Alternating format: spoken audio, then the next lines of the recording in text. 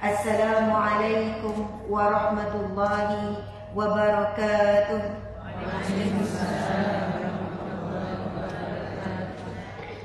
Alhamdulillah, segala puji bagi Allah. Kita memuji Allah di rumah Allah, di Masjid Al-Hidayah, Kelana Jaya. Dan inilah sebaik-baik tempat di atas muka bumi Allah, iaitu di mana? Rumah Allah. Ini bumi Allah dan kita berada sekarang bukan di rumah kita. Kita berada di rumah Allah, pemilik kepada bumi, pemilik kepada kita, Maliki Yaumiddin, pemilik hari pembalasan. Alhamdulillah, kita bukan siapa-siapa, saya pun bukan siapa-siapa. Kedudukan ke, kemasyhuran ke, pangkat ke, anugerah ke, tidak ada sedikit pun nilainya di sisi Allah Subhanahu wa taala. Cuma itu hanyalah satu pencapaian sebagai manusia biasa. Tetapi untuk mendapat pencapaian di sisi Allah, kita perlu berusaha untuk menjadi hamba Allah yang bertakwa. Itulah semulia-mulia manusia sebagaimana Allah berfirman, Inna akramakum indallahi atqakum. Yang paling mulia di kalangan kamu adalah orang yang paling bertakwa.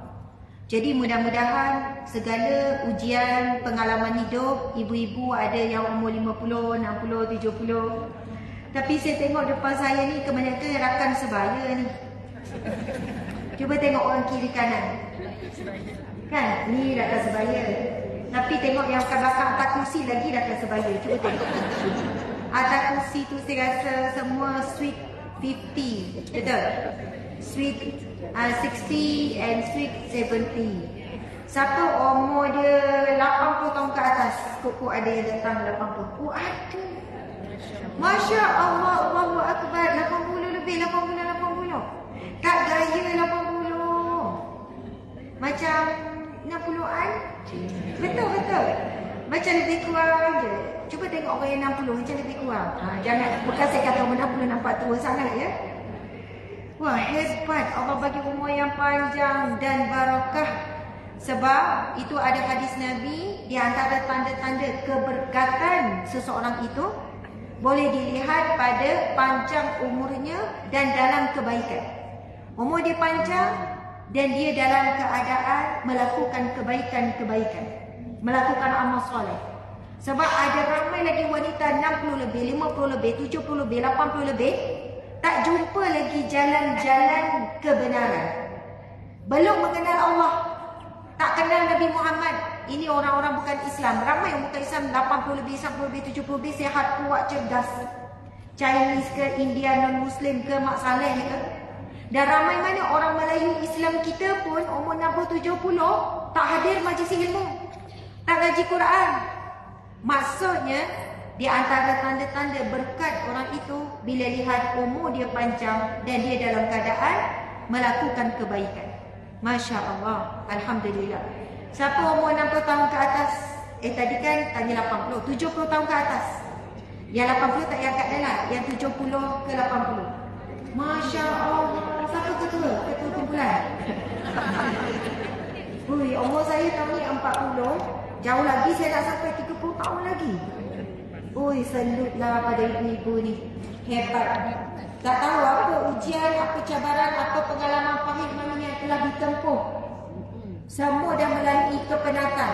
Penat emosi, penat mental, penat fizikal, semua penat dah lalui dari.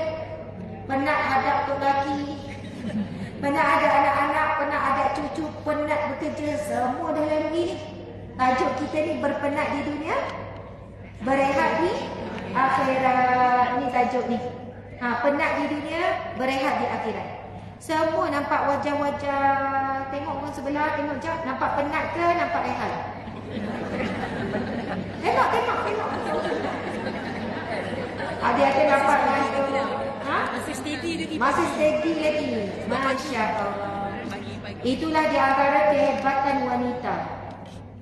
Dia penat tapi tak berhenti kerja. Kata penat, mulut tu penat. Saya penat ni tak layak ni, penat. Tapi dia buat kerja lagi. Orang lelaki kalau dia dah cakap penat, dia berhenti ke dia terus buat? Dia berhenti, ya saya dah penat. Dia nak rehat, dia rehat.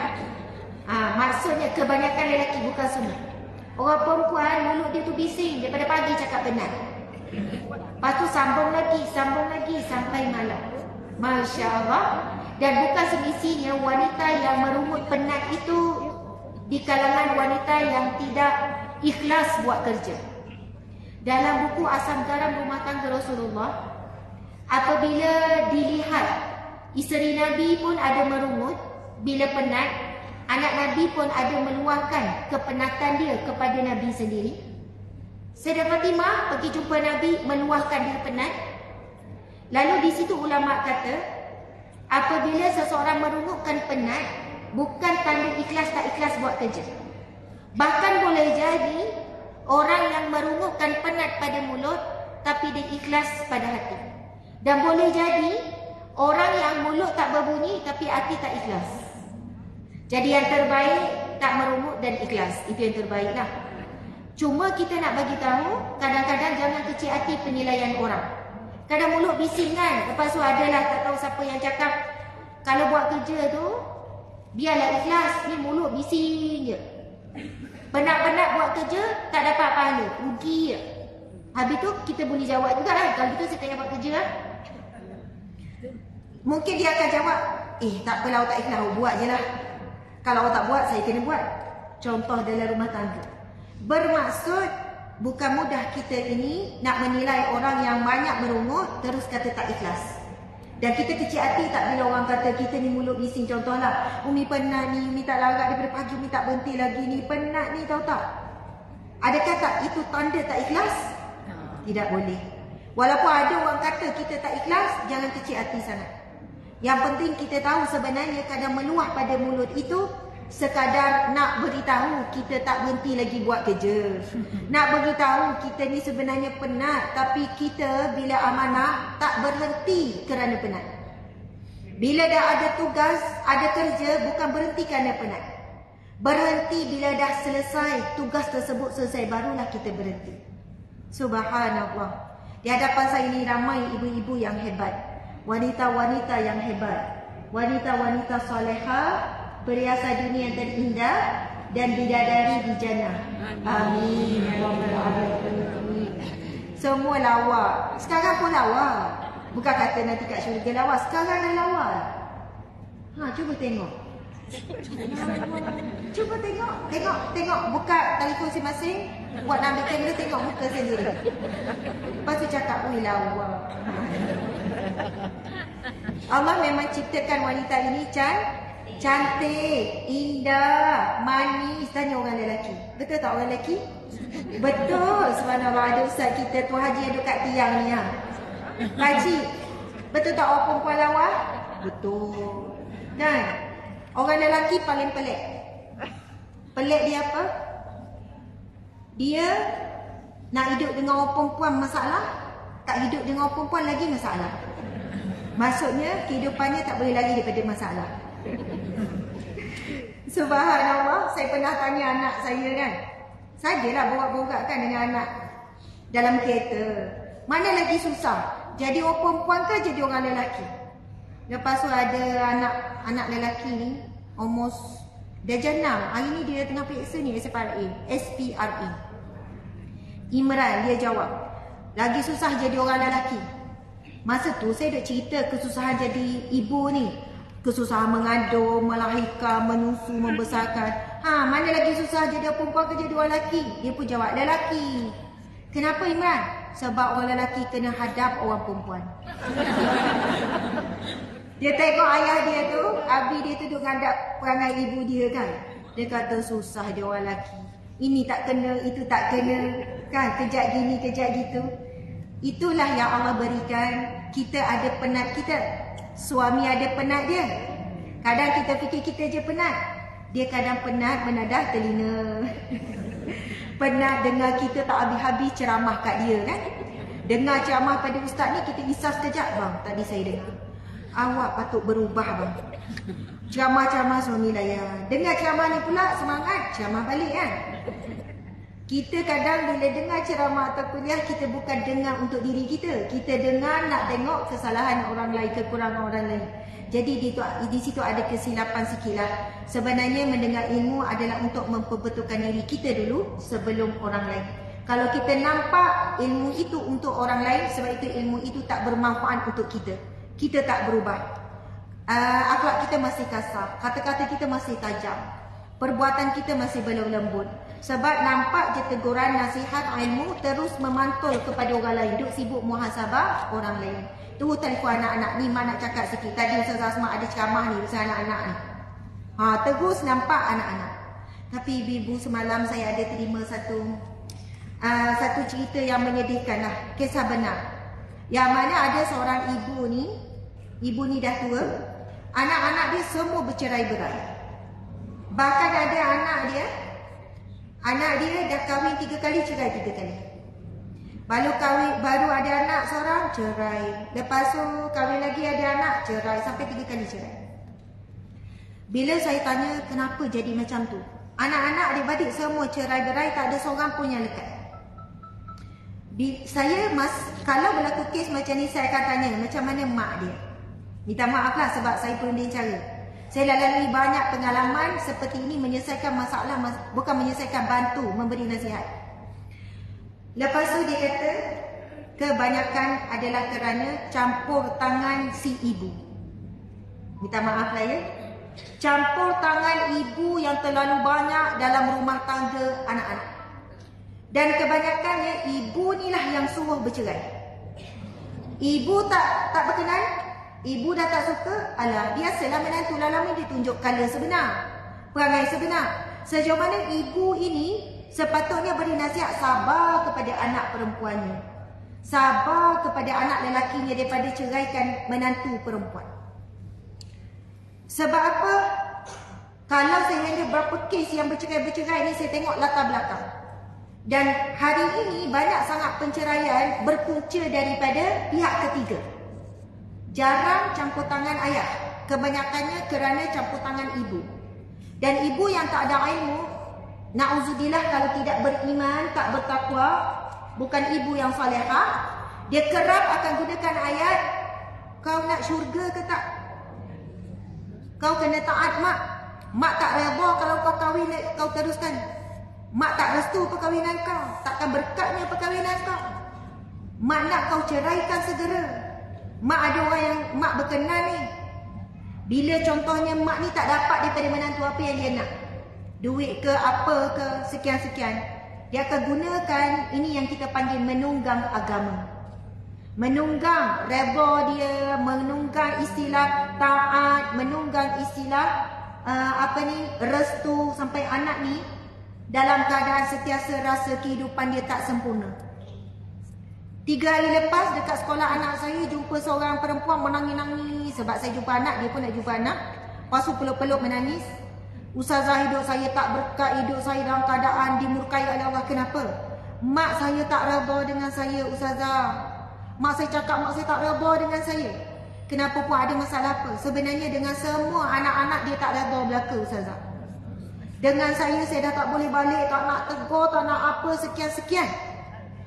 Saya pun cakap, puan, yang dimaksudkan redha Allah pada redha walidaini, ibu bapa, adalah ibu bapa yang diredai oleh Allah. Tapi kena faham, mungkin saya cakap begini sebab masa suntuk saya kata mungkin ibu puan ada trauma, mungkin dia sakit, mungkin sekarang dia ada masalah tekanan jiwa atau tekanan mental. Sebab itu dia keluarkan perkataan anak semua derhaka, tak redha, tak halal susu, macam-macam ni. Jadi, apa pun yang ibu cakap, puan jangan simpan dalam hati. Dan puan jangan letak dalam fikiran hidup puan tak ada redha Allah, hidup dalam kecelakaan, dalam kehinaan apa-apa. Sebab bukan manusia yang menentukan. Dia ada anak ramai dengan suami, tapi saya boleh nampak muka dia tu muka yang tak gembira, wanita ni. Muka dalam keadaan kesedihan. Ibu-ibu muslimat, saya sebut begini sebab di hadapan saya ni kebanyakannya ibu-ibu yang dah menopause, betul atau tidak? Ataupun pra-menopause. Ke masih lagi aktif lagi? Ada yang pra dan ada yang menopause, betul kan? Saya rasa 80% depan saya ni menopause dah ni. Itu bukan satu perkara yang memalukan.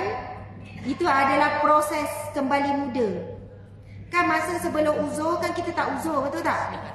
Jadi kembali muda lah tu. Kembali remaja. Tak ada haid, lepas tu datang haid dan putus haid. Maksudnya kembali semula jiwa remaja, jiwa kanak-kanak. Ibarat macam tu lah ya. Yang saya nak sebutkan, ibu-ibu mengalami fasa perubahan. Kadang-kadang ibu nafikan, kadang-kadang ibu tak sedar bahawa ibu dah semakin pelik perangai. Saya bukan cakap ibu-ibu depan ni ya. Saya cakap ibu-ibu di Zimbabwe ke ya, kat mana-mana. Masa saya kerja Rudin Cara, banyak kes penceraian warga emas umur 60, 70, 80. Alhamdulillah tak jadi bercerai bila dapat rawatan yang betul. Rawatan apa? Saya akan suruh suami bawa jumpa doktor. Dia gangguan hormon yang sangat unstabil hormon macam tu lah. Hormon yang sangat tak stabil. Dia hilang diri dia. Kalau dulu dia bukan cepat marah macam tu, bukan cepat serabut macam tu, tapi makin tua makin banyak tak kena dengan suami dia. Makin tua makin banyak tak kena dengan anak-anak dia. Makin banyak tak kena dengan cucu dia. Dia tak begitu masa muda dia. Kalau ibu-ibu rasa begitu, ibu-ibu perlukan bantuan. Pergi jumpa doktor, ada rawatan untuk stabilkan hormon, nanti ibu-ibu jadi sweet semula dengan suami. Terlebih-terlebih sweet dah pula. Asyik nak suruh pegang tangan, tak apalah, dapat pahala pegang tangan. Sebab kalau tak dirawat sampai peringkat tak suka nak dengar suara suami pun tak suka. Kalau dulu masa awak kahwin, tunggu-tunggu suami balik daripada masjid. Kenapa awak balik lambat bang?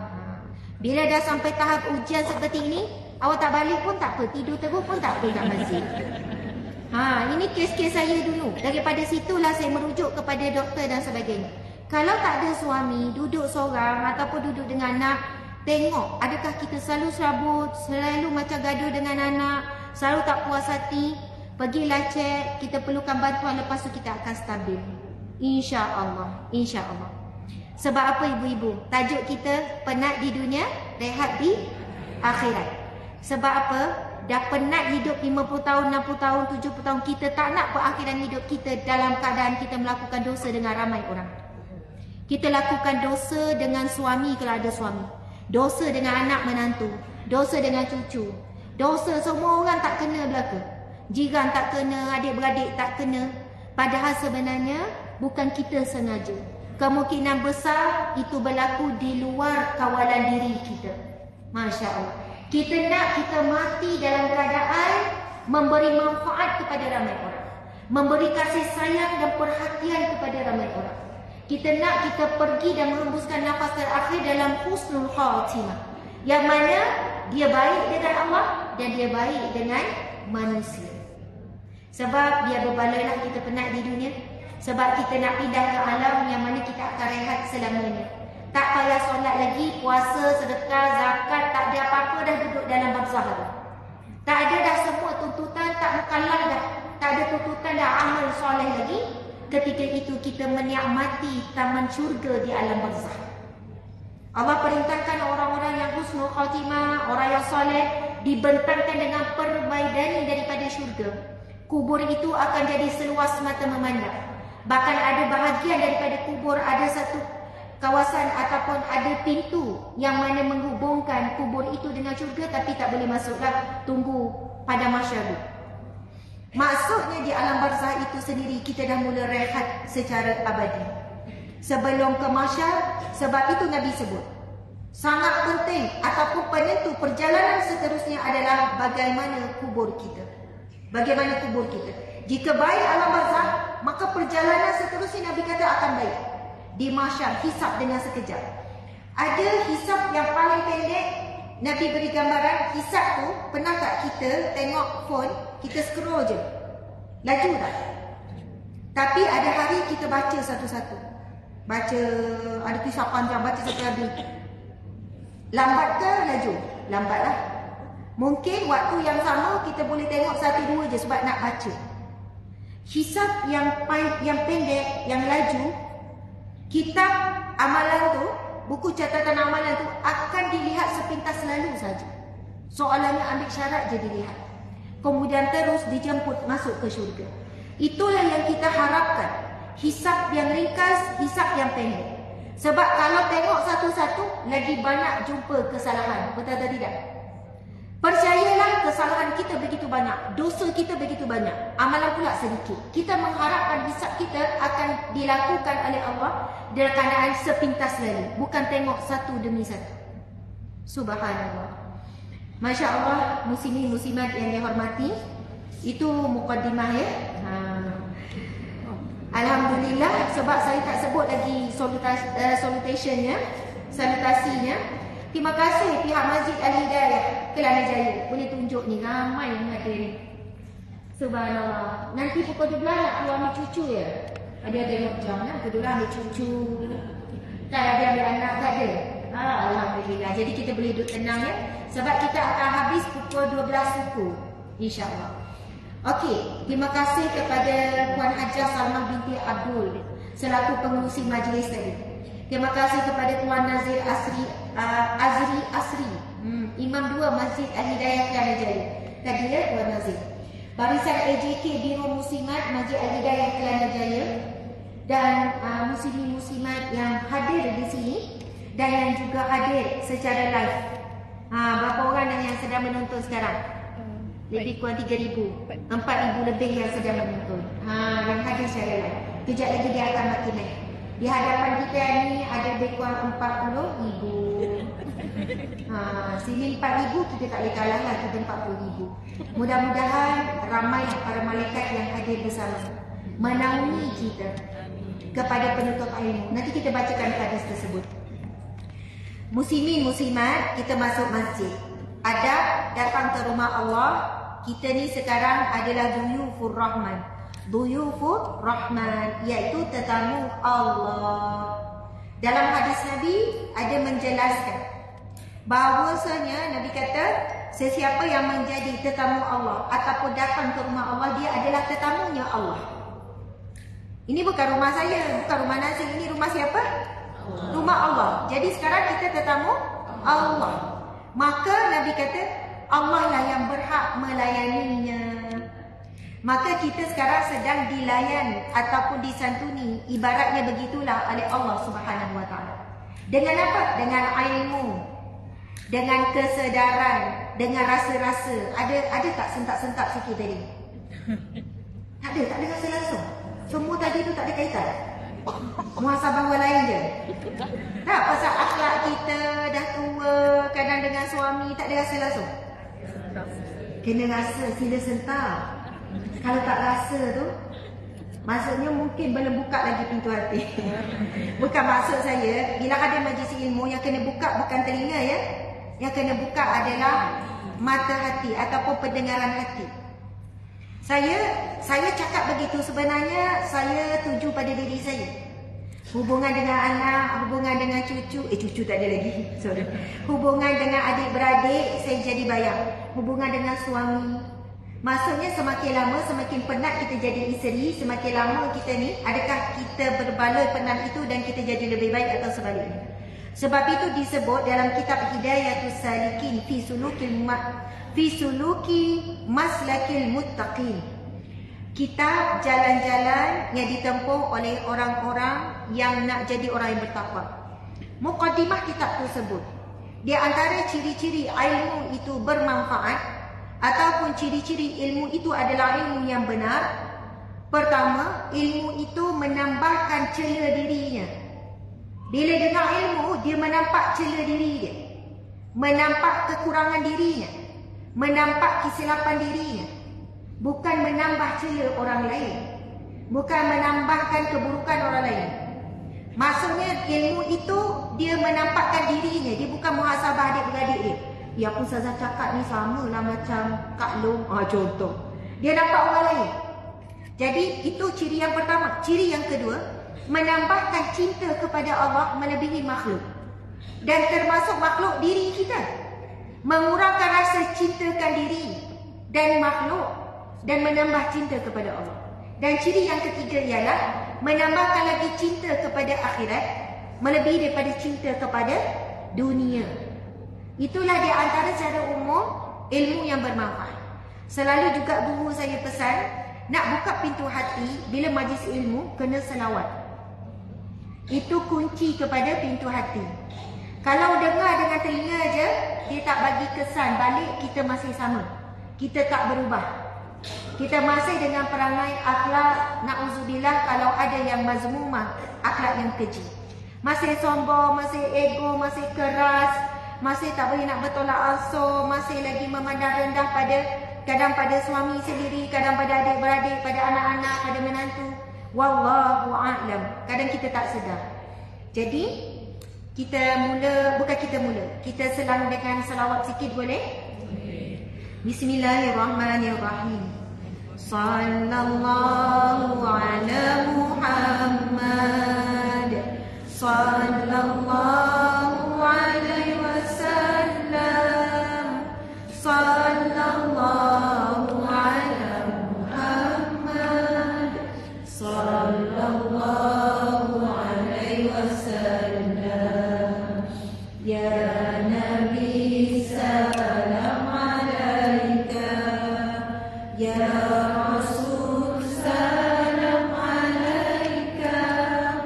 Ya Habib salam alaika. Salawatullah alaika. Asyraqal badru alaina. Fahtafas minhul budur. Misla husnika ma ra'ayna. Qadu ya wajha sururi. Anta syamsun, anta badrun, anta nurun fawqa nuri, anta iksiru warani, anta misbahu suduri. Ya Habibi ya Muhammad, ya arusal khafiqaini, ya muayyad ya mumajjad, ya imam al-qiblataini. Sallallahu ala Muhammad. Sallallahu alaihi wasallam. Sallallahu ala Muhammad. Sallallahu alaihi wasallam. Allahumma salli wa sallim wa barik alaihi. Sallu alaihi. Seterusnya, tadi masuk masjid, mungkin ada yang lupa nak membaca doa masuk ke rumah Allah. Sama-sama baca Bismillahirrahmanirrahim. Boleh ikut ya? Bismillahirrahmanirrahim. Allahumma aftahli abwaab rahmatik. Ya Allah, bukakanlah bagiku pintu-pintu rahmatmu, pintu pengampunanmu, pintu kasih sayangmu, pintu penjagaanmu, pintu rizkimu, pintu belas kasihanmu, pintu-pintu syurgamu. Amin ya rabbal alamin. Kaki kita tadi melangkah, tak tahulah kaki kanan ke kaki kiri, tapi sepatutnya kita masuk dengan kaki kanan. Kemudian terus baca doa tersebut. Kita nampak zahirnya jasad kita yang masuk, tetapi sebenarnya zahirnya jasad kita yang masuk ke dalam rumah Allah, tetapi sebenarnya kita sedang melangkah masuk ke dalam rahmat Allah. Pintu-pintu rahmat Allah terbuka, tapi kenalah baca doa. Sayang, sebenarnya terbentang pintu rahmat tu, tapi tak minta rahmat. Sebab itu masuk masjid minta rahmat dengan Allah. Abwaab rahmatik, pintu-pintu. Maksudnya terlalu banyak pintu rahmat Allah. Kemudian mungkin ada yang lupa untuk niat i'tikaf.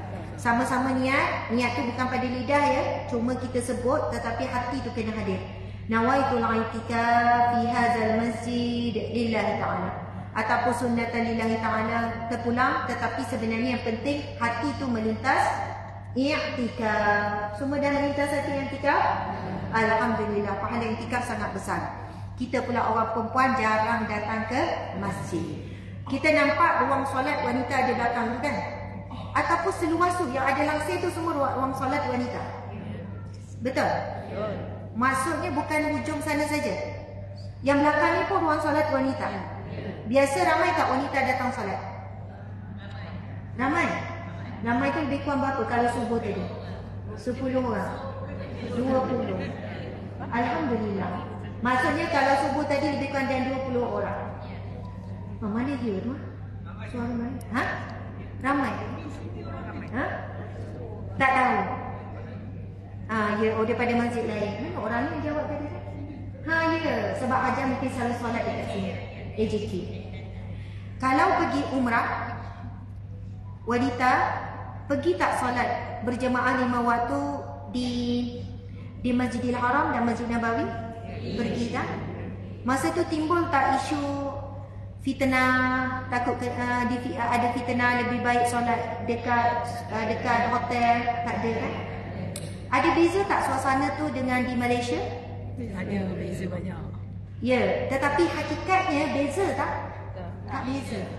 Hakikatnya tidak berbeza. Maksud saya, memang berbeza. Apa yang berlaku berbeza. Masa dekat tanah suci kan main lagi. Boleh solat 5 waktu, bekerja-kerja pergi ke masjid. Dan saya nak tanya, ruang solat wanita di Masjidil Haram, Masjid Nabawi dengan lelaki hampir sama tak? Hampir sama. Maksudnya ruang solat. Kalau solat Jumaat pun sama. Wanita ruang solat Jumaat sepenuhnya. Maksudnya seluasnya. Kita boleh solat Jumaat lagi. Tapi kat Malaysia, ya, sebab kita tak ada ruang solat yang besar, dia cukup untuk jemaah lelaki. Apa yang saya cuba sampaikan ialah, bila sampai umur dah 50, 60, 70, apa halangan kita untuk solat berjemaah di masjid? Tak ada halangan sebenarnya. Tidak ada halangan. Yang menghalang adalah diri kita. Dan bila kita tidak cukup mahu, bukan tak mampu, tak cukup mahu, kita cari alasan-alasan lebih baik, fitnah, sekian-sekian. Pada zaman Nabi, wanita-wanita di zaman Nabi solat di masjid atau tidak? Solat di Masjid Nabawi. Bahkan ada wanita pergi mengadu pada Rasulullah bahawa suaminya cemburu tak bagi solat. Dan Nabi naik atas mimbar, Nabi bagi tahu, jangan kamu menghalang wanita kamu untuk solat di masjid. Subhanallah. Pada zaman Rasulullah, kawasan solat wanita juga disediakan. Jika tidak, masakan hari ini Masjid Nabawi dan Masjidil Haram juga menyediakan ruang solat untuk wanita begitu luas. Cuma ada perbincangan tentang afdal solat wanita itu merujuk kepada soalan wanita itu sendiri. Merujuk kepada yang bertanya. Kalaulah masih terlalu muda. Contoh lagi, wanita yang boleh bila pergi masjid boleh menimbulkan fitnah. Boleh mengganggu khusyuk ke imam ke lelaki yang bertembung dengan dia ke contoh. Tetapi hari ini masjid pintu masuk bertembung tak dengan lelaki? Tak bertembung. Di mana nak wujudnya kata fitnah? Maksudnya fitnah itu selamat. Lagi banyak fitnah di mana? Shopping kompleks tu. Pakai lawa, wanita pakai seksi, duduk pasar. Banyak lagi fitnah tapi tak dibincang dan tidak dibesarkan. Kita cuba. Saya sendiri cuba. Bila solat, sama ada zuhur dengan asar kadang tak sempat, tapi subuh sekurang-kurangnya boleh solat di surau ataupun masjid dengan bawa anak-anak semua. Tapi memang sangat sedikit jemaah wanita. Kadang 2 orang, kadang 5 orang. Subhanallah muslimat. Kalaulah kita boleh solat berjemaah di masjid 5 waktu sehari, kita akan mempunyai ketenangan dan persiapan untuk menghadapi kematian itu jauh lebih baik. Sebab apa Nabi sebut apa? Setiap langkah kamu menuju ke rumah Allah akan dicatat bagimu pahala sedekah. Akan digugurkan dosa-dosa dan akan diangkat darjat oleh Allah Subhanahu wa taala. Siapa nak beri? Naik darjat, dosa digugurkan dan setiap langkah dikira pahala sedekah. Walaupun kita naik kereta, langkah sikit tetapi dikira berapa jauh roda itu berpusing. Subhanallah, Allahu Akbar. Jadi pujuk, kalau ada suami, pujuk suami pergi. Suami tak nak pergi, minta izin. Awak tak nak pergi, saya nak pergi, boleh ke? Boleh jadi dengan sebab itu lama suami terbuka hati. Tapi kalau suami tak izin, awak jemaah dengan saya je, taatlah perintah suami. Tetapi afdal lelaki tanpa bahas bukan solat berjemaah dengan isteri di rumah, tetapi solat berjemaah di masjid. Habis tu bila nak jemaah dengan suami, solat sunat lah. Boleh tahajud jemaah, boleh solat hajat jemaah, solat sunat boleh jemaah kalau nak pahala jemaah dengan suami. Tapi suami afdal tanpa bahas, tidak ada bandingan, tidak ada tandingan dengan solat berjemaah di masjid. Sebab itulah VIP Allah di mahsyar kelak siapa? Antara 7 golongan yang mendapat naungan Allah di hari yang tiada naungan melainkan naungan Allah, Nabi sebut siapa? Mereka yang hatinya terikat dengan masjid, yang terikat dengan rumah Allah. Allahu Akbar. Saya pernah jumpa seorang wanita luar biasa di kampung biasa, pedalaman, di kampung Pasir Besar. Ni dia masuk ke dalam atas daripada Jempol lagi, kawasan Felda. Masa tu saya tak jumpa makcik tu direct. Tapi masa saya hadir ceramah, sebab masa tu ni cerita 6 tahun 7 tahun lepas, saya akan pergi ke masjid dalam kampung tu, perjalanan 2 jam daripada Senawang. Saya duduk Senawang. Lepas tu 2 minggu sekali saya akan pergi. Satu hari ada orang tolong, ada seorang wanita ni tanya saya, "Ustazah, akak nak tanya Ustazah ni. Akak ni baru je ziarah, ada seorang makcik ni. Asyik menangis je Ustazah." "Kenapa asyik menangis?" "Suami dia sakit." "Oh, dia menangis sebab suami sakit." "Tak Ustazah, dia tak sedih pun suami dia sakit tu. Bukan maksud tak sedih suami sakit, maksudnya dia menangis bukan sebab suami dia sakit." Dia kata, "Untuk maklumat Ustazah, makcik ni umur dalam 70 lebih macam tu lah. Daripada muda sampailah ada anak apa semua ketua, mereka suami isteri ini sangat istiqamah solat berjemaah di masjid kat kampung. Daripada dulu naik basikal sampai naik motor. Orang susah, orang penoreh getah. Sampailah mereka tua, kalau tak ada jemaah perempuan, dialah satu-satunya jemaah perempuan. Mesti solat di masjid 5 waktu Ustazah. Menoreh masuk Zohor pergi masjid. Mereka suami isteri. Itulah yang kami nampak. Pasangan ini sangat jaga solat berjemaah di masjid. Sekarang suami sakit stroke, jadi tak boleh dah pergi masjid. Lepas tu dia kata, macam mana saya nak pujuk makcik ni, dia punya sedih sebab tak boleh solat di masjid dah. Sebab suami dah sakit. Lepas tu yang saya rasa sangat terkejut ataupun rasa terpukul dengan apa kata makcik ni. Kakak ni cerita lagi pada saya. Ustazah tahu tak apa yang makcik ni cakap pada saya? Dia kata,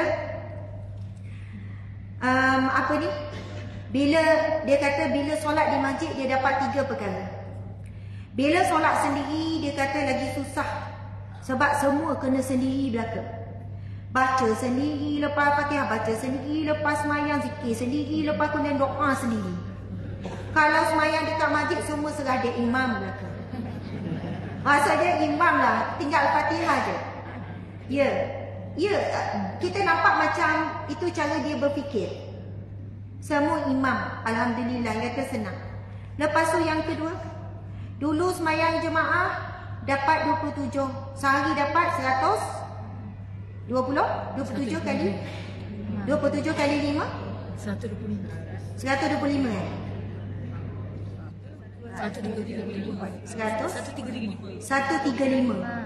Maksudnya dibuat perbandingan ni, sehari dapat 5, acik dapat 5 sehari. Kalau semayang kat masjid dapat 100 lebih. Cakap Nagawi lah orang kampung. Sikit je. Macam tu lah. Lepas tu ketiga dia sebut tentang fadilat kelebihan bila pergi ke masjid. Maksudnya boleh jadi makcik ni dia dengar ceramah pasal kelebihan solat berjemaah ataupun suami dia yang mendidik dia yakin dan dia percaya sungguh-sungguh. Ini keimanan luar biasa orang kampung, penoreh getah, orang biasa. Orang yang tak pergi sekolah, orang yang tak belajar tinggi. Tapi dia punya beriman dengan hadis Nabi, dia punya yakin dengan janji Nabi dan janji Allah terhadap kelebihan datang ke masjid. Tak ada siapa yang boleh mengganggu-gugat keyakinan dia. Tuan Puan saya, ramai mana orang yang sembahyang seorang dia rasa rugi? Ramai orang tak rasa rugi pun sembahyang seorang. Dia sembahyang seorang kat rumah. Itu kalau sehari 5 dengan 135 jauh tak beza. Kalau 2 hari, ini baru 10, yang ni dah 200 lebih dah.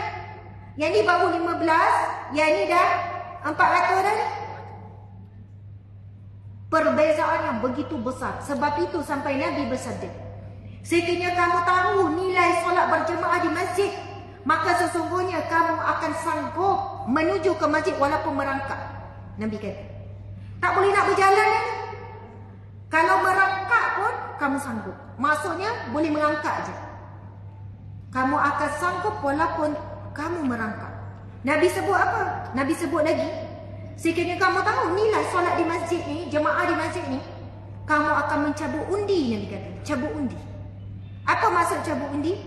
Maksudnya kalau Allah buka hijab nak tunjuk ganjaran ataupun hebatnya orang yang solat di masjid ni, seluruh orang yang duduk di Kelana Jaya, ni Kelana Jaya kan, seluruh umat Islam kena berebut-rebut untuk datang ke masjid sampai terpaksa cabut undi. Hari ni nama siapa yang naik, supaya semua mengharap biarlah nama aku. Maksudnya sampai tak muat masjid lah.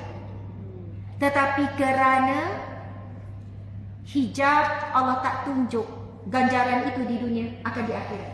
Hanya orang beriman dan yakin sahaja yang akan sanggup berusaha menjaga solat mesti di masjid, terutamanya bagi lelaki. Bila sebut macam ni, orang perempuan memang ramai tak rasa dia perlu ke masjid. Tapi bagi saya, pada umur sekian, komitmen dah tak ada fitnah dah, boleh je datang. Kalau tak dapat 5 waktu, 1 waktu pun jadi. Tak dapat 5 waktu, 2 waktu maghrib isyak pun jadi. Tak dapat juga maghrib isyak sebab ngantuk, tidur awal, wallahualam, datanglah pada waktu subuh contohnya. Oh, luar biasa kalau kita datang waktu subuh. Siapa yang memulakan solat fardu waktu subuh, dia dapat doa daripada Nabi. Nabi doa apa? Allahumma barik ummati fi bukuriha. Ya Allah, rahmati umatku. Rahmatilah umatku, berkatilah umatku pada waktu paginya. Sebab apa tuan-tuan sekalian? Pagi, segar, udara pun masih segar walaupun dalam bandar. Kita dah melangkah. InsyaAllah siapa yang pagi-pagi dah solat berjemaah di masjid atau surau, satu hari itu akan tenang, kuat, semua berjalan lancar. Sebab kaki dia sebelum melangkah kerja, melangkah tempat lain, melangkah apa, dia melangkah ke rumah Allah dulu, jumpa Allah dulu. Luar biasa jumpa Allah di rumah dengan jumpa Allah di rumah Allah. Berbeza, sangat beza. Subhanallah. Saya bukan nak bahas mana lebih afdal sebab jawapan Nabi kepada wanita tersebut di rumah, di dalam bilik sekian-sekian, sebab khusus bagi wanita tersebut. Dalam hadis yang lain banyak lagi Nabi sampai menghalang suami yang melarang suami yang menghalang isteri. Dan fadilat-fadilat kelebihan ke masjid itu bukan Nabi khususkan untuk lelaki saja, dia adalah umum juga untuk perempuan. Masya Allah, Allahu Akbar. Bayangkan kalau pihak masjid buat pengumuman, siapa yang datang solat berjemaah di masjid, lepas mayang, selak sejadah, masjid berikan RM27. Agak-agak apa yang berlaku? Bukan Korea sini je, daripada negeri-negeri luar pun datang tu. Bukan datang seorang, dia ajak semua anak 5 orang, ada isteri sebab RM27. Kalau ahli keluarga semua 10 orang jadi berapa? 2,700. Dia takkan datang subuh je, Zohor datang, asar, oh tak payah kerja dah kita. Cukup 10 orang semayang sebab masjid ni dia akan letak duit RM27 bawah sejadah tu. Itu yang cuba bayangkan. Sebab itu Nabi kata, kamu akan mendatangi, kalau kamu tahu nilai solat berjemaah, kamu akan datang walau merangkak. Percayalah, kalaulah masjid ni buat pengumuman begitu, pukul 4 pagi, 5 pagi orang dah penuh dah, betul tak? Itu ganjaran dunia, duit yang menjadi hamba. Manusia jadi hamba kepada duit. Itu saya beri gambaran. Sebab itu tak pelik. Tetapi kenapa tak ramai yang memenuhi masjid? Tak ramai yang memenuhi rumah Allah? Sebab itu alam ghaib. Benda pahala, ganjaran, syurga, benda yang kita tak nampak lagi. Hanya orang yang benar-benar beriman dan percaya dan yakin dengan janji Allah, janji Rasul saja yang mampu istiqamah. Subhanallah. Ini yang kita kata berpenat di dunia. Nak tanya, pergi semayang masjid penat tak? Lagi penat daripada semayang kat rumah. Lagi banyak kerja. Nak kena bersiap, nak kena itu, nak kena ini, kan senang kat rumah. Kadang dalam tu berkemban, minta maaf dia. Kadang dalam tu pakai biasa. Tetapi bila nak pergi ke masjid, kita kena pakai elok, betul kan? Yang perempuan kena pakai stoking, ada tambah kerja. Jalan jauh sikit. Sebab itu lagi bertambah susah kita melakukan ibadah, maka bertambah lagi ganjaran pahala. Masya Allah. Kita hari ni duduk takbir, Allahu Akbar, nak sokong saudara kita di Palestin. Tapi nak angkat takbir Allahu Akbar dengan imam pun tak mampu. Sungguh. Sebab itu ganjaran pahala mampu angkat takbir dengan imam tak akan sama. Orang yang sempat Al-Fatihah dengan imam, orang yang sempat rukuk dengan imam takkan sama. Kelebihan orang dapat mengangkat takbir dengan imam. Ini orang yang boleh buat. Ini yang kita kata ciri-ciri orang yang berpenat di dunia, rehat di alam barzakh. Memang rehat. Sebab untuk solat 5 waktu, 3 waktu ke 2 waktu di masjid, penat. Susah. Masya Allah. Alhamdulillah. Kita ada masa lebih kurang 30 minit lagi. Kita akan ambil 12 suku. Masya Allah. Lepas tu saya perlu berada di di Bangi pukul 1. Lepas tu pukul 3 ada program dengan Ustazah Muzayana. Kenal Ustazah Muzayana kan? Pernah ceramah kat sini ya? Mungkin. Okey. Subhanallah. InsyaAllah saya akan sentuh sikit berkenaan dengan kepenatan mencari rezeki. Kemudian kepenatan diuji dengan sakit. Ada tak yang sakit kat sini? Ada. Kepenatan menuntut ilmu. Kepenatan menjalankan dakwah dan berjuang di jalan Allah. Kepenatan seorang ibu mengandung, melahirkan dan menyusukan anak. Dan bentuk-bentuk ujian yang membuatkan kita penat hidup di dunia ni. Ujian apa? Ujian ketakutan. Ramai di TikTok 4,000 campur 5,000, 6,000, lebih kurang hampir 7,000 yang hadir. Rupanya topik ni sangat bagus. Tahniah kepada pihak masjid bagi tajuk ni. Kemudian kita akan kupas sikit tentang ketakutan, kelaparan, kekurangan harta benda, kematian. Ini kalau nak kupas semua mau esok baru habis ni ya. Jadi sebab hari ni juga kena habis, kita tengoklah mana yang sempat. Muslimat dan muslimin yang dihormati sekalian. Di hadapan saya ni ramai ustazah, ilmuwan. Saya pun segan dalam menyampaikan, bagi saya tengok ada ilmuwan di kalangan lelaki yang hadir. Mudah-mudahan jika saya ada melakukan kesilapan dapatlah diperbetulkan. Mudah-mudahan kita dapat manfaat bersama. Okey, bentuk-bentuk penat lelah di dunia. Antaranya adalah kepenatan mencari rezeki. Mungkin ada di kalangan kita perempuan, dia tak cari rezeki, maksudnya dia tak bekerja, tapi penat juga minta rezeki daripada suami. Penat juga minta duit dengan suami. Penat juga macam-macam yang lah tak dapat juga contoh saya. Masya Allah. Sebenarnya walaupun suri rumah, dia cari rezeki tak? Cari. Dialah yang menyiapkan keperluan suami. Makan, minum, pakai, suami tu sihat, cukup makan. Sebab itu jika na'udzubillah berlakunya perceraian, walaupun isteri tak pernah bekerja, tak pernah menghasilkan walaupun 1 sen duit, walaupun rumah, kereta semua nama atas suami, bila berpisah, isteri ada hak mohon harta sepencarian. Boleh jadi harta tu dibahagi 2. Sebab apa? Itulah keadilan Islam. Walaupun suami ni cakap, saya seorang je bekerja 30 tahun ni dan semua harta-harta ni nama saya. Apa hak isteri? Dia tak pernah menyumbang apa-apa. Hakim akan tanya, bukankah segala keperluan kamu disikap isterimu sehingga kamu boleh bekerja dengan baik cari rezeki? Kalau kamu kena uruskan semua rumah apa semua ini, mustahil kamu dapat kerja dengan baik. Jadi sebab itu Islam itu adil. Walaupun sebenarnya zahir nampak isteri itu tak bekerja secara langsung cari rezeki, tetapi isteri bekerja tanpa gaji di rumah. Betul atau tidak? Betul. Subhanallah, semangat. Betul Ustazah. Okey. Jadi kesimpulannya semua orang cari rezeki. Wanita bekerja ke, wanita tak bekerja ke, dua-dua bekerja. Yang bekerja luar rumah, kerja luar rumah. Yang bekerja dalam rumah pun bekerja. Jadi tak ada istilah yang tak bekerja, kepenatan mencari rezeki. Cuma saya nak bacakan hadis Nabi yang sahih riwayat Muslim ini, berita gembira kepada para lelaki terutamanya. Nabi SAW bersabda. Kita baca sama-sama, saya baca, muslimat ikut, hadirin semua ikut. Bismillahirrahmanirrahim. Walasta tunfiqu nafaqatan tabtaghi biha تبتغي بها وجه الله وجه الله إلا أجرت إلا أجرت بها بها حتى لقمة حتى لقمة تجعلها تجعلها في في امرأتك. امرأتك. Sadaqah Rasulullah sallallahu alaihi wasallam, hadis sahih riwayat Muslim, yang bermaksud, dan tidaklah kamu memberikan nafkah dalam mencari redha Allah, melainkan semuanya akan dibalas, diganjarkan dengan pahala, sehingga setiap suap yang disuapkan ke dalam mulut isterimu juga adalah pahala. Masya Allah. Kita pun ingat balik, kita suap sendirilah. Ada suami suap. Walaupun kita suap sendiri, suami tak suap, maksud setiap suapan yang masuk tu suami dapat pahala, dapat pahala, dapat ganjaran. Seronok tak jadi suami cari nafkah?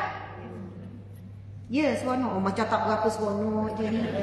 Tak puas hati suami dapat pahala tu. Oh, lepas ni saya tak nak makan lah apa yang dia beri. Saya nak usaha sendiri. Tak cilah ustazah, banyak pahala setiap suap. Ataupun saya sikitkan suap lah, saya makan 5 suap je lepas ni. Maksud saya ialah, orang lelaki kadang-kadang kita tak nampak ujiannya di mana. Apa ujian terbesar lelaki? Isterinya lah. Ujian terbesar wanita pula kadang bukan suami dia, keinginan dia yang tak pernah puas. Keinginan dia, ada je benda tak kena. Itu ujian bagi wanita. Bagi seorang suami, saya bagi contoh umum, saya bukan tuju siapa-siapa, saya sedang muhasabah diri saya, saya cakap pada diri saya ya. Bagi seorang suami, sebab ini disebut dalam hadis Nabi. Ketika Nabi nak menyampaikan khutbah, Nabi berhenti di depan kumpulan wanita. Masa itu tidak dikatakan khutbah Aidul Adha ataupun Aidul Fitri. Tapi kita kena faham sunnah Nabi, bila 2 hari raya ini akan dibuat solat di hadapan, di kawasan padang, bukan dalam masjid. Itu syiar Islam. Jadi bila jemaah wanita dah berkumpul, Nabi berhenti di hadapan para wanita. Lalu Nabi pun bersabda, wahai para wanita, sesungguhnya aku melihat, diberi gambaran oleh Allah kepada Rasulullah dan peristiwa Isra Mi'raj, ramainya di kalangan ahli neraka itu di kalangan kamu, wahai para wanita. Lalu wanita pun bertanya, kenapa ya Rasulullah? Nabi bagi wasiat, maka perbanyakkanlah sedekah dan perbanyakkan istighfar. Nabi bagi 2 wasiat. Perbanyakkan istighfar, wahai wanita, dan perbanyakkan sedekah. Nanti saya jelaskan. Kemudian wanita berada di hadapan tanya, ya Rasulullah, kenapa wanita ramai di dalam neraka? Jawapan Rasulullah adalah, kerana kamu tidak mensyukuri kebaikan suamimu. Apabila ada sesuatu, Nabi sambung lagi, apabila ada sesuatu yang kamu tidak suka padanya, lalu kamu melupakan kebaikannya yang lain. Oh, lagi terasa. Saya jadi perudicara dulu, ini ayat yang saya selalu dengar daripada wanita-wanita. Ustazah, 20 tahun saya kahwin, saya memang tak pernah bahagia. Ustazah, 20 tahun kahwin, saya sabar dengan suami saya. Sekarang saya dah tak boleh sabar. Ustazah, 30 tahun saya menangguh sabar terhadap suami. Saya pun okey dengar dia luahan-luahan ni. Lepas tu saya akan tanya, puan, pernah tak suami puan belanja makan, bawa makan kat luar? Pernah lah, takkan tak pernah Ustazah. Pernah tak dia bagi hadiah apa-apa? Adalah golang ni lah. Aduh lah suami golang ni. Pernah tak suami tolong buat kerja rumah? Aduh lah Ustazah. Takkan dia melongok kat rumah tu. Kerana saya pembicara di rumah di Jabatan Agama negeri. Saya dah resign tahun 2017 ya. Lepas tu saya kata, puan, kalau nak dihitung, ada tak kebaikan suami? Ada. Yang puan cakap menderita sepanjang 20 tahun. Kan? Macam tak ada kebaikan langsung. Saya kata, hati-hati puan. Saya tahu puan tengah marah. Puan tengah kecewa. Suami ni adalah dia buat perangai sekian. Adalah benda yang menyebabkan nak marah sangat. Saya terus teringat bila Nabi sebut, kerana kamu tidak mensyukuri kebaikan suamimu, apabila ada sesuatu yang kamu tidak suka, lalu kamu melupakan segala kebaikan. Sebab biasa ayat yang overclaim ni orang perempuan. Tak pernah bahagia, padahal pernah bahagia. Tak pernah suami ni menceritakan, pernah. Tetapi bila dah marah tu menguasai, seolahnya semuanya derita. Sebab dia nak simpati. Dia nak orang nampak betapa dia ni derita. Jadi tuan-puan, muslimin muslimat, apa yang Nabi pesan dan Nabi sebut ini, ulama bahas lagi. Kenapa Nabi wasiat sedekah? Kenapa Nabi wasiat istighfar? Kedua, ulama bahas. Bahkan ada sebagian ulama kata, kenapa wanita ramai di neraka? Kerana wanita juga paling ramai di syurga. Selalu kita dengar ramai wanita di neraka kan. Lalu saya tengok lagi perbahasan ulama ni tentang hadis tersebut. Wanita janganlah berduka sebab wanita juga paling ramai di syurga, kerana memang jumlah wanita itu lebih ramai daripada lelaki. Begitu. Sebab kita pun rasa sedih bila dengar wanita ramai di neraka kan. Padahal kalau yang banyak bersedekah perempuan ke lelaki? Yang banyak solat sunat perempuan ke lelaki?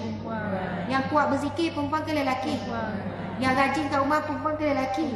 Amboi semua. Allah Akbar, itulah dia orang perempuan. Masya-Allah. Tak apalah, siapa lagi yang nak iktiraf? Kita nak iktiraf diri kita sendiri. Tapi sungguh minta maaf lah, saya nak tanya, yang rajin hadir majlis ilmu lelaki ke perempuan? Yang kalau ada buat program-program kan, kalau kuliah maghrib tu lain lah, memang lelaki lah. Tapi kalau ada majlis-majlis ilmu kan, tengok penceramah jugalah, tapi kebanyakannya perempuan. Yang semangat-semangat. Bila dengar ceramah pasal kelebihan zikir tu zikir ni, perempuan lah yang lebih dahulu semangat, lepas tu dia duk paksa-paksa suami dia. Awak bila nak berzikir ni, awak tahu tak zikir kelebihan ni bla bla bla bla. Saya tak nak masuk syurga seorang-seorang tau, saya nak dengan awak. Macam confirm syurga dia. Contohlah contoh. Tapi okey lah, orang perempuan kan dia ada macam cepat sentap, cepat terasa. Bila cakap pasal syurga neraka, dia isaflah setengah hari. Setengah hari lah. Lepas tu dia kembali pada perangai dia semula. Tak apalah kawan-kawannya begitu. Cuma sebab itu ada orang kata, kenapa perempuan ramai di neraka? Nampak nak bekerja-kerja buat kebaikan ni ramai orang perempuan. Ustazah, itu yang saya jumpa akhirnya jawapan sebagai ulama kata, bukan perempuan hanya ramai di neraka, ramai juga di syurga. Seronok tak bila dengar macam tu? Seronok kan? Alhamdulillah. Tuan-puan dimati Allah sekalian, untuk para suami cari nafkah, setiap suapan pada isteri ataupun makanan yang masuk dalam perut isteri dan anak-anak, dia dapat pahala. Masya Allah. Lalu dia redha je dengan isteri dia yang banyak bebel. Ada suami tanya, Ustazah, macam mana anak suami isteri saya kurang sikit bebel? Kalau nak suruh dia kurang bebel, kena jadikan dia kurang isteri sikit. Faham? Kurang isteri. Dia kena kurang keisterian sikit. Kenapa pula? Apa maksud Ustazah? Kurang buat kerja sebagai isteri. Ada penjelasan ni, jangan separuh je ni. Tuan-puan dimati Allah sekalian, biasa orang perempuan ni bila dia penat, dia buat semua benda, mulut dia pun tak berhenti juga. Bukan hanya kerja je tak berhenti, mulut pun tak berhenti. Suami balik kerja terus duduk, sial suami tu kan baru nak bernafas. Isteri pun datang lah. Awak tahu tak, saya tak berhenti lagi tu daripada pagi. Dia boleh ulang balik apa yang dia buat daripada pagi. Saya buat tu, lepas tu saya sambung, lepas tu saya buat operasi tau, bahagian baju-baju atau tu saya kenyapkan, lepas tu ni saya tak berhenti lagi. Contoh, sila terasa ya. Okey, sebab kadang saya pun melalui juga kan. Saya cuma nak beritahu macam ni. Masya Allah, wanita dan percakapan ataupun pembedalan tak boleh dipisahkan. Saya cakap dekat suami tu, anda kena terima seadanya, itulah wanita. Itulah wanita. Bukan kata perempuan tak buat, tapi kita membebel, bercakap banyak, jangan sampai maki hamu, merendahkan, menghinakan. Itu dilarang. Itu tercela. Apa yang berlaku apabila Sayyidina Umar, ini kisah daripada riwayat yang sahih. Saya suka untuk ulang lagi apa yang berlaku dalam rumah tangga Sayyidina Umar. Kan ada seorang lelaki nak mengadu Sayyidina Umar sebab dia tak tahan isteri dia bebel. Lalu dia pun pergilah ke rumah Sayyidina Umar yang ketika itu menjadi khalifah dan jadi Perdana Menteri. Dan menjadi ketua khalifah ni bukan hanya untuk Kota Madinah, kepada seluruh negara Islam. Hebat tak hebat? Lelaki ni nak pergi mengadu, dah tak tahan isi bebel. Duduk depan rumah Sayyidina Umar, dengar Sayyidina Umar kena bebel dengan isteri. Sayyidina Umar dia. Boleh jadi dalam fikiran sahabat Nabi ni, lebih kurang ni. Selesai masalah. Macam tu lah lebih kurang. Tapi Sayyidina Umar perasan ni. Bukan rumah macam sekarang. Kalau orang duduk depan rumah pun tak perasan. Tapi rumah zaman tu kan, pelepah-pelepah kayu, nampak lubang-lubang. Lalu Sayyidina Umar pun keluar dan bertanya, apa hajatmu? Lalu dia berkata, wahai Umar, aku ada masalah, dia cerita. Tapi masalah tu kira tak apalah Sayyidina Umar, kau pun sama. Ibarat macam tu lah. Tetapi jawapan Sayyidina Umar ini luar biasa. Sayyidina Umar kata apa? Wahai sahabatku, sesungguhnya isteri kita ini ada hak ke atas kita. Maksudnya, isteri kita ni ada hak ke atas kita, Sayyidina Umar kata. Kerana mereka telah menyiapkan makan minum kita, tempat tinggal kita, dan mereka bersusah payah mengandung melahirkan anak-anak kita. Maka ada hak isteri terhadap kita. Hak apa tu? Untuk dibebel tu lah. Bukan dibebel saja. Sebab apa? Itulah cara perempuan melepaskan lelah. Kadang-kadang dia pun cakap-cakap, bila suami yang faham macam Sayyidina Umar, dia akan relax, dia layan. Dia anggap macam kicauan burung. Nanti penat berhenti. Ibarat macam tu lah. Kalau nampak isteri itu tak cukup suara, bagi air. Okey, makasih bang. Sikit lagi bang. Ada lagi. Sebenarnya, bila lama-lama suami yang matang, dia dah boleh anggap itulah isteri dia. Itulah sedikit kerenah yang perlu sabar. Tapi sabar isteri lagi banyak saat mengandung, melahirkan, itu tidak boleh dilawan. Tak boleh nak dihitung kesabaran isteri tu mendidik anak. Sebab itu dalam bab didik anak tu perempuan banyak cakap kan, Umi nak pesan ni, bla bla bla bla. Suami pula dengar apa yang Umi pesan tu. Kita dah memudahkan banyak juga peranan suami. Suami kalau nampak bab ni, dia relax cool je bila isteri popek-popek. Ada pengumuman. Saya nak keluar. Tak apa, silakan. Ada apa? pun. Tapi dengar suara tu ada ni sekolah. Sorry tak ya. apa aja. Minta maaf. Okey. Jadi kita faham bila Sayyidina Umar kata isteri ada hak. Oh, sekolah Oh, sebelah ni. Bunyi sebelah sini ya. Okey, tak apa. Oh, kafar. Okey, tak apa. Kita bukan kafar kan. Jadi loceng tu tak ada kaitannya dengan kita ya. Tapi saya faham ada orang nak ambil cucu dan anak bila pukul 12. Kita nak ambil suami. Tapi mungkin ada suami kata dulu-dulu awak balik, saya dah lapar. Okeylah balik. Alhamdulillah. Okey, muslimin muslimat dimati Allah sekalian. Saya nak cerita satu kisah. Kisah ini riwayat Muslim di dalam sebuah hadis yang sahih. Iaitu menurut Sayyidatina Aisyah, ada seorang ibu telah datang ke rumahnya untuk meminta bantuan, untuk minta tolong, untuk minta sedekah. Lalu ibu tersebut meminta sedekah daripada Aisyah, namun ketika itu tiada apa yang boleh disumbangkan melainkan sebiji tamar. Aisyah cari ni dekat rumah dia ada tak makanan, ada sebiji kurma sahaja. Siapa kat rumah dia ada sebiji kurma je? Tak ada. Yang ada ustazah hari tu banyak dah kurma dibuang. Kan masa Ramadan boleh banyak-banyak, lepas tu dibuang. Kenapa ada sebiji kurma je di rumah Aisyah? Gandum tak ada, krepek tak ada. Kat rumah kita cuba bayangkan apa yang ada dalam peti ais. Banyak. Lepas tu sayur yang dah kecut pun, hari tu semangat nak masak. Masa tu kesedaran makan makanan sihat. Lepas tu dah tak sedap balik. Hari tu buah kan main banyak, buah pun ada yang kecut. Contohlah, ada banyak makanan kita buang. Krepek lah itu. Masa orang datang rasa sayang nak keluarkan krepek tu, rasa nak makan, tahu-tahu dah lemau. Contohlah. Tapi di rumah isteri-isteri Nabi, di rumah para sahabat, mereka betul-betul memilih cara hidup yang sangat sederhana sehingga kan mereka tak menyimpan makanan. Dan memang tak ada stok makanan. Dan mereka memang mengorbankan harta benda tu di jalan Allah. Luar biasa, sangat luar biasa.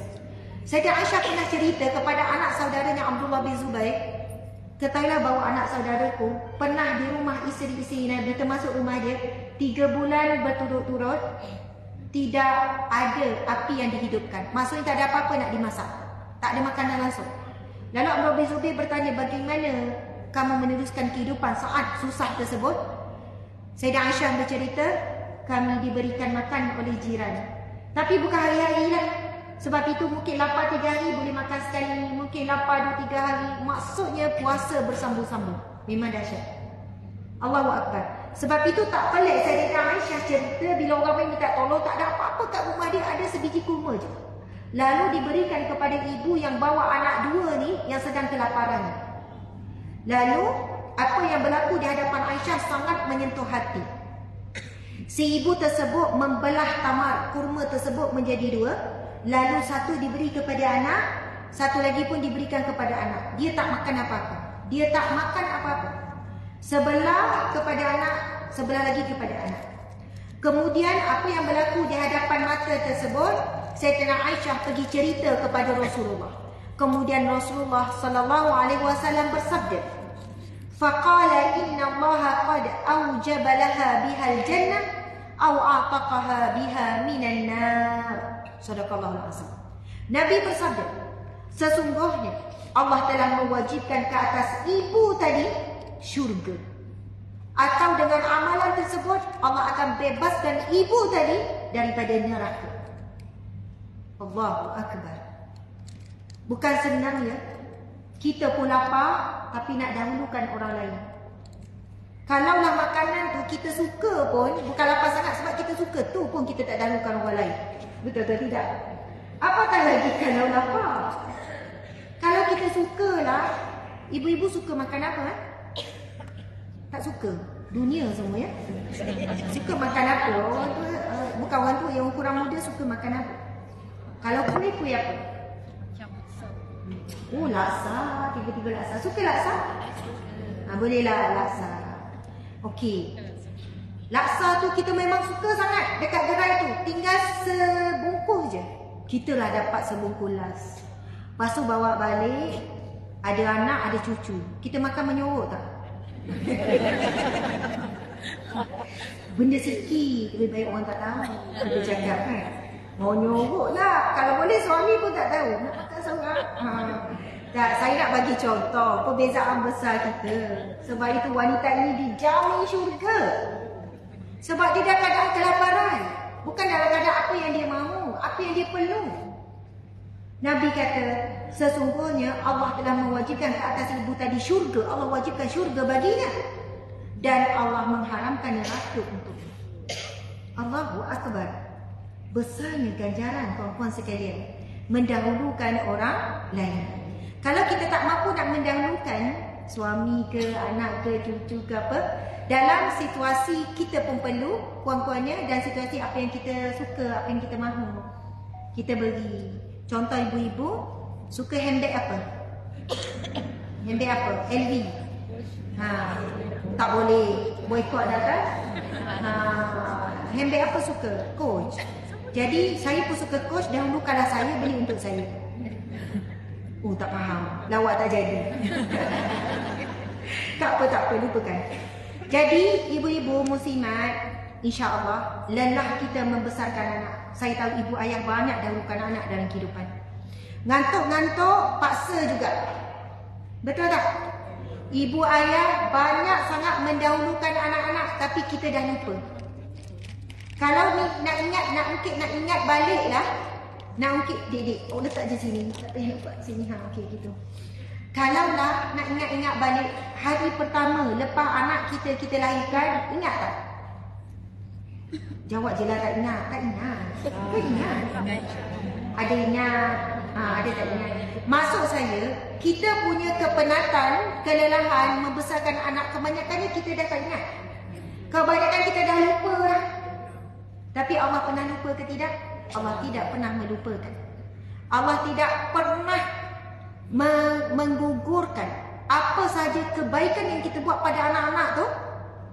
Allah tidak pernah terlepas untuk menghisap ataupun mendada. Allah yang hasib, yang maha menghitung.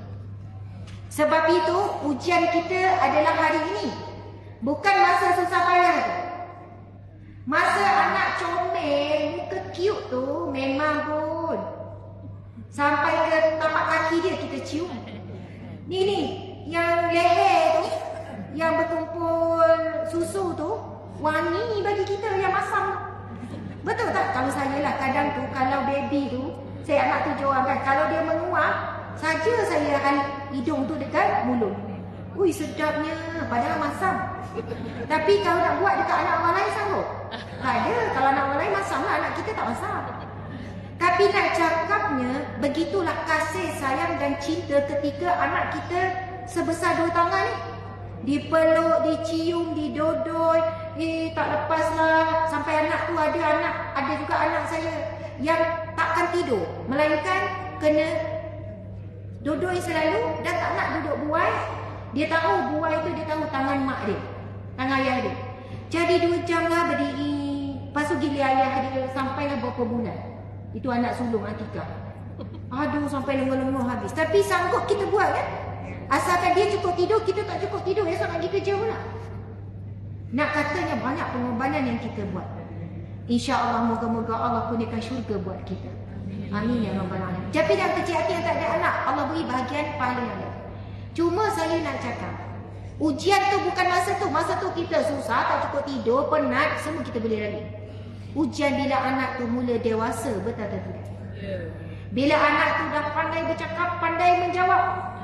Bila anak tu dah pandai bertindak dan tindakannya menyakitkan hati kita.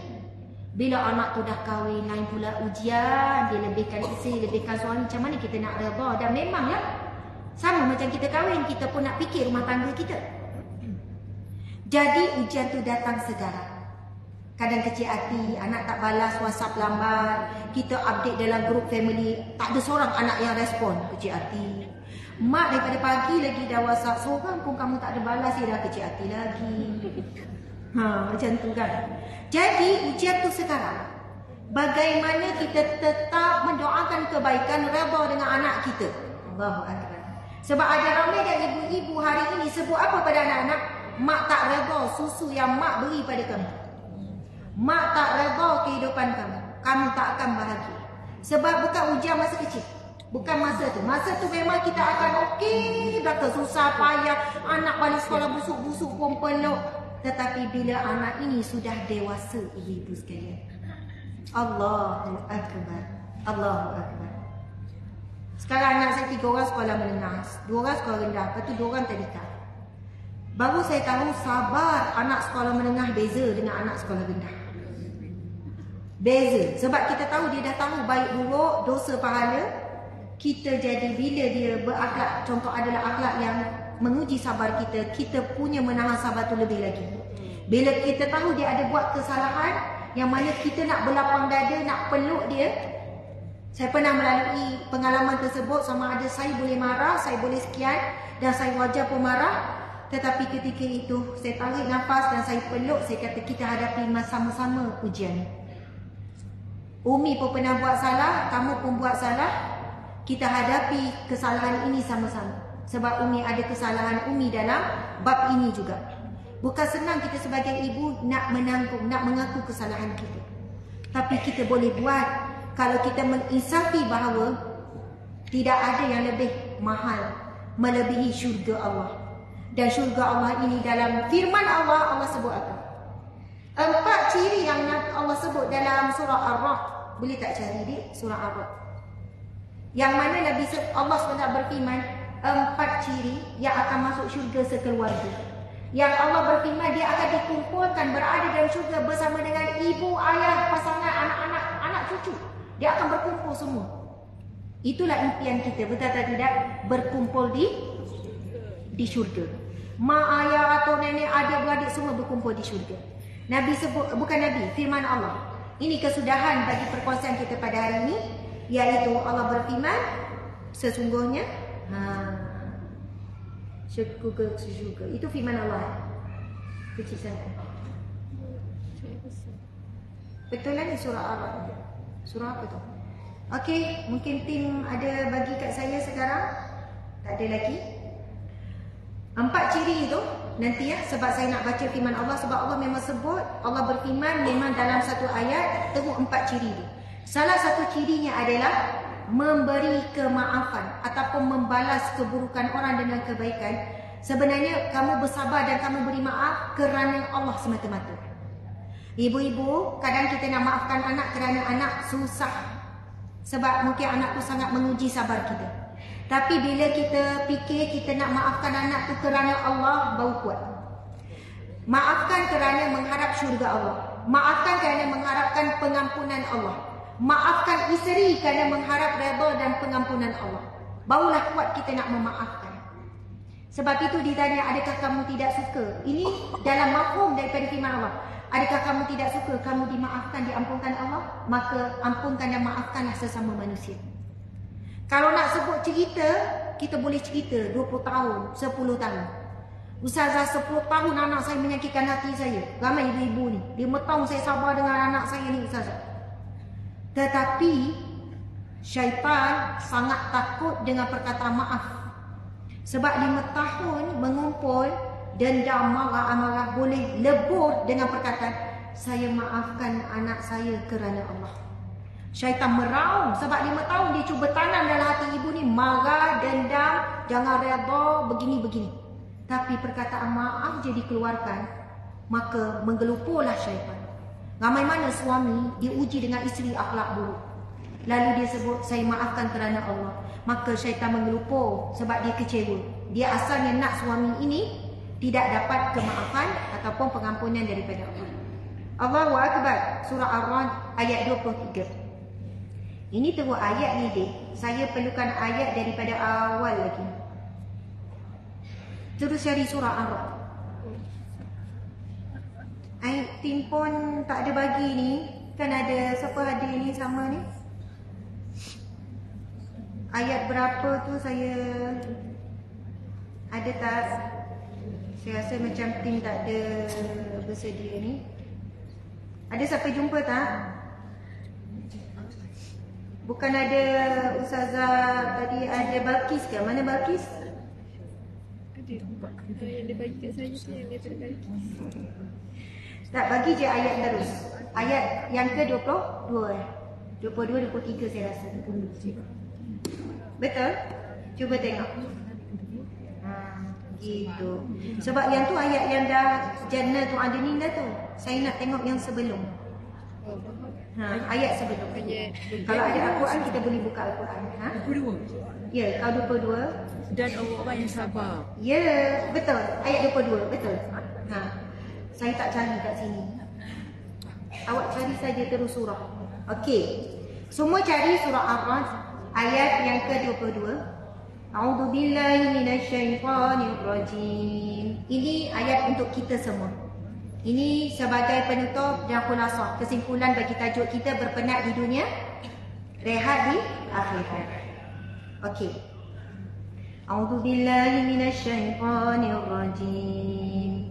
Bismillahirrahmanirrahim. Kita akan baca dua ayat ni bersama-sama, boleh? Siapa yang dah jumpa baca sama-sama ya. Walladzina sabaru ibtigha'a wajhi rabbihim wa aqamus salata wa anfaqu mimma razaqnahum sirran wa 'alaniyatan wa yadra'una bil hasanati as-sayyi'ah ulaika lahum uqbad dar jannatu 'adnin yadkhulunaha wa man salaha min abaihim wa azwajihim wa dhurriyyatihim wal malaikatu yadkhuluna 'alaihim min kulli bab. Shadaqallahul azim. Yang bermaksud, dan orang-orang yang sabar kerana mengharapkan redha Tuhan mereka semata-mata. Orang yang dia sabar kerana Allah semata-mata. Ini bukan senang. Ada orang dia letak, Ustazah, saya dah sabar 10 tahun dengan suami saya.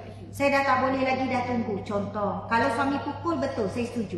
Tapi kalau akhlak buruk, akhlak sekian, teruskan bersabar. Sebab Ustazah, saya tak akan berhenti bersabar sebab saya sabar kerana Allah, bukan kerana suami. Kalau sebab dia, saya dah lama dah tak sabar. Ada orang dia letak limit sabar. Maksudnya dia sabar kerana Allah, mengharapkan redha Allah. Ia bukan mudah. Okey, Nabi sebut, dan barang siapa yang bersabar kerana dik-dik.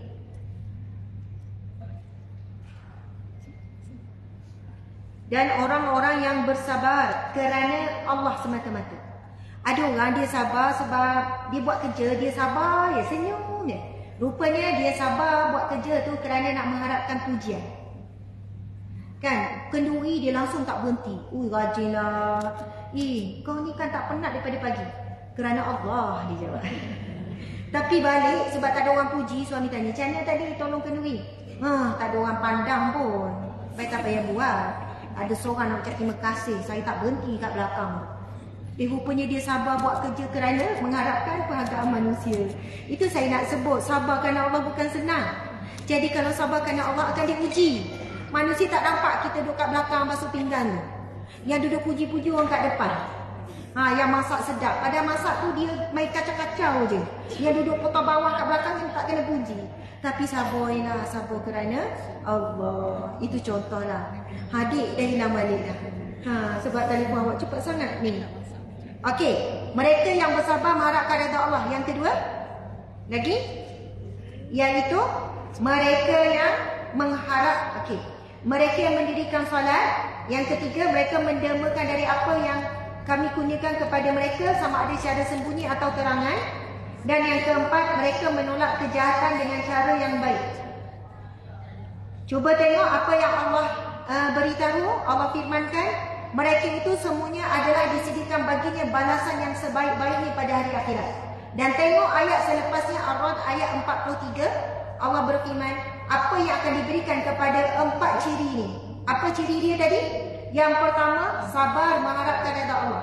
Yang kedua, solat. Yang ketiga, memberi infak sedekah, sama ada sembunyi ataupun berikan sedekah itu terangan, dua Allah terima. Dan yang keempat, iaitu mereka yang menolak kejahatan dengan kebaikan. Suami tak buat baik, dia tetap buat baik. Isteri tak buat baik, dia tetap buat baik. Anak membuat kejahatan, kesakitan, tapi tetap dibalas dengan doa. Bukan senang, tetapi kita boleh buat kalau kita yakin dengan apa yang Allah nak beri. Apa yang Allah nak beri? Iaitu syurga yang kekal, yang mereka akan memasukinya bersama orang-orang yang mengerjakan amal soleh, daripada ibu bapa mereka, isteri-isteri mereka serta anak-anak mereka. Sedang malaikat pula akan masuk kepada mereka dari tiap-tiap pintu. Jadi siapa yang nak masuk syurga sekeluarga bersama dengan ibu, ayah, pasangan, anak-anak, maka inilah 4 amalan yang perlu diberikan perhatian. InsyaAllah para muslimat sekalian, mudah-mudahan Allah kurniakan kepada kita. Bismillahirrahmanirrahim. Alhamdulillahirrabbilalamin. Wassalatu wassalamu ala asyrafil anbiya'i wal mursalin wa ala alihi wa sahbihi ajma'in. Ya Allah, Ya Rahman, Ya Rahim, Allahumma ja'alna minas salihin, Allahumma ja'alna minat tawabin, Allahumma ja'alna minal mustaghfirin, Allahumma ja'alna min ibadika salihin, Allahumma ja'alna minal mar'ati salihah, Allahumma ja'alna min ahli jannatil firdaus bighairi hisab wa ghairi azab. Ya Allah, golongkanlah kami di kalangan ahli taubat, ahli istighfar, Ya Allah. Jadikanlah kami di kalangan hamba-Mu yang soleh. Jadikanlah kami wanita yang solehah, perhiasan dunia terindah dan bidadari di jannah. Jadikanlah kami isteri yang sabar, isteri yang mendapat redha suami. Jadikanlah kami isteri penyejuk hati, penyejuk mata suami kami, Ya Allah. Ya Allah, jadikanlah suami kami suami yang beriman, yang soleh, yang memimpin dan melindungi kami, yang memimpin kami ke syurga dan melindungi kami sekeluarga daripada api neraka-Mu, Ya Allah. Ya Allah, jadikanlah kami pasangan yang saling bergandengan untuk mengejar dan mencari redha-Mu, Ya Allah. Ya Allah, jadikanlah kami ibu yang misali, menjadi contoh wanita dan ibu yang sabar kepada anak-anak kami, ibu yang sabar kepada cucu-cucu kami, Ya Allah. Jadikanlah kami nenek yang solehah, Ya Allah. Ya Allah, jadikanlah kami anak yang solehah kepada ibu bapa kami, Ya Allah, yang terus-menerus memberikan pahala buat ibu bapa kami walaupun mereka sudah tidak ada lagi, Ya Allah. Ya Allah, Ya Rahman, Ya Rahim, kami telah melakukan banyak kesalahan dosa, Ya Allah. Sebagai seorang wanita, kami diuji dengan hawa nafsu kami, diuji dengan emosi kami, diuji dengan mental kami, Ya Allah. Akhirnya lidah kami telah menjadikan sebagai satu perbuatan. Lidah kami, Ya Allah, menjadikan perbuatan kami itu terbatal pahalanya, Ya Allah.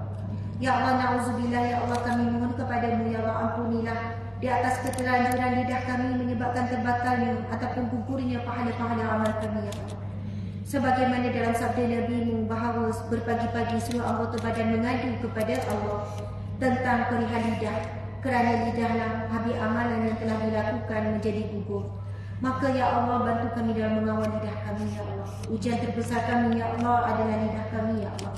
Jadikanlah lidah kami ini banyak zikrullah, banyak baca Al-Quran dan menuturkan kata-kata yang baik, menuturkan kata-kata yang boleh mendatangkan rasa bahagia yang mendengar terutamanya suami, anak-anak, ahli keluarga kami, kawan-kawan kami, ya Allah.